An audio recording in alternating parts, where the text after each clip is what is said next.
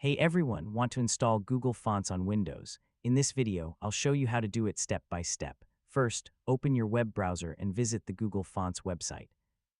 Browse or search for the font family you want to install. Next, click *download family ** to save the font as a zip file on your computer.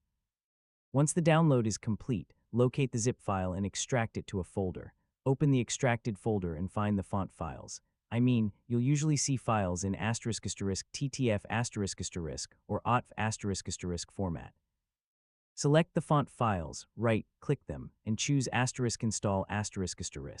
If you want the fonts available for every user on your computer, you can choose *install for all users** if that option is available. Wait a few moments for Windows to install the fonts. After the installation is complete, restart any design or editing programs that were already open.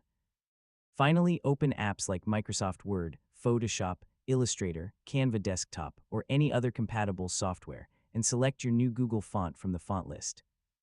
And that's how to install Google Fonts on Windows. With just a few simple steps, you can use free, high-quality fonts in all your favorite creative projects. Thanks for watching, and don't forget to subscribe for more easy technology guides.